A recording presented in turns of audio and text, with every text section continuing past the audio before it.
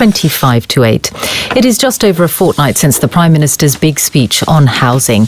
There have been announcements targeted at different parts of England since, including one this morning, as well as measures aimed at encouraging development by building roads, rail links and schools. But can a flood of political promises make homes any more affordable? Ross Hawkins' report begins in Hackney in East London. Homes completed, builders clearing up. New residents at the shared ownership scheme run by Hackney Council, not just pleased, but a little amazed to find themselves homeowners. Ruth Stone. Well, we couldn't have afforded to buy it otherwise, so it's made all the difference, and we absolutely love it. So we feel really lucky. We're still kind of pinching ourselves, actually, that we're here and that it's ours. So what we're talking about really here is what I would call a mid-rise development. And professional families like Ruth's now squarely among those hit by the housing affordability crunch, according to Rose Grayston here from the charity Shelter. Increasingly we're seeing the housing crisis affecting not just people at the bottom of the income spectrum, the sons and daughters, grandsons and granddaughters of people who are themselves really well housed. £30 million worth of infrastructure for the next 5 years. And even as he reels off details of government funding confirmed today for his patch, Conservative County Council leader Ian Hudspeth offers a strikingly similar view from prosperous Oxfordshire. Residents in Woodstock, when I knock on their doors, they say that their children are having to move out of Woodstock if they're going to have a house of their own.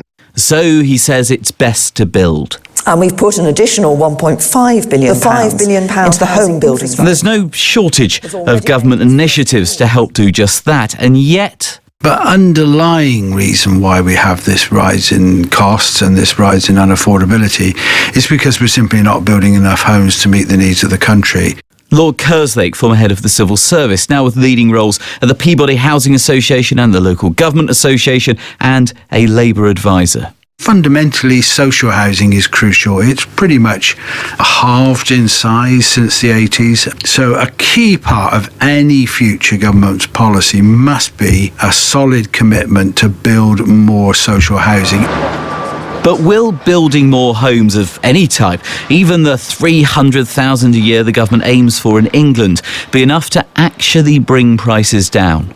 It would have a small impact, but it really does, on the modelling, it comes out as a very small impact. Maybe not, according to London School of Economics professor Christine Whitehead, who began advising ministers on housing in the 70s and thinks our problems now are fundamental. When we're talking about the time when I first doing this, by the time children left home, the grandparents were mainly dead or dying, But now, grandparents are living in the large houses they were living in and don't wish to move from. We're now housing 4 generations, not 3. Can you stay on the pavement, please? We share bedroom. I have lots of toys in my bed. Lots of toys.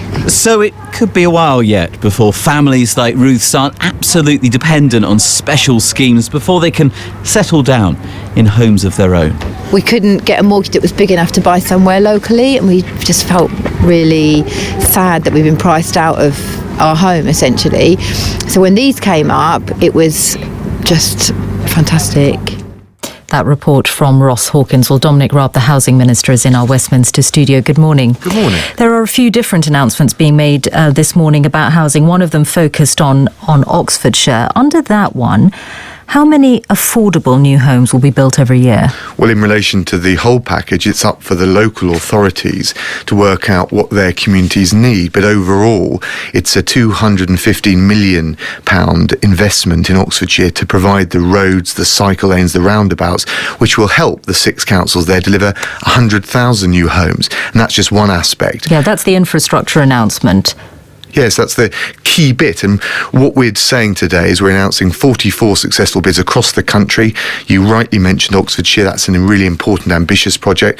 But from Medway to Manchester, we're enabling £4 billion to be invested in the range, the slew of infrastructure, whether it's roads, whether it's schools, whether it's health facilities, to make sure that those local authorities have got the support to deliver over 400,000 new homes. OK, but there is a completed government housing deal that has been confirmed with Oxfordshire's 6 local authorities. authorities. How many affordable homes will be built a year under that?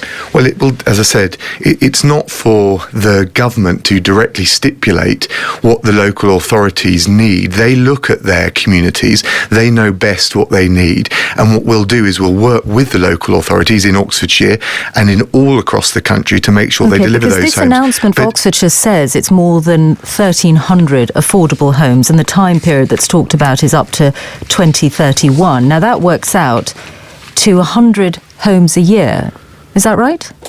Well, it would depend because they won't all come on tap at the same time. But we're, as I said, we're guided by the 6 local authorities in Oxfordshire. We're working with them to support their approach. But the truth is, if you're trying to make a distinction between homes and affordable homes, if you want to bring the affordability down for people like Ruth in Hackney, and they're the people on lower middle incomes whose side we're on, you've got to get the overall number of homes up to the 300,000 target. But I'm asking, that's absolutely crucial. But I'm asking about the affordable homes, because there is a specific number attached to this announcement, and it works out to about 100 affordable homes a year in Oxfordshire. Now there's clearly a big difference between that, would you not accept, and the scale of the need in that county alone. If you look at the social housing waiting list, there are more than 3,000 households waiting for social housing in Oxfordshire. Gives you an idea of the scale of the need. Well, in terms of the overall affordable homes, we've seen something like 370,000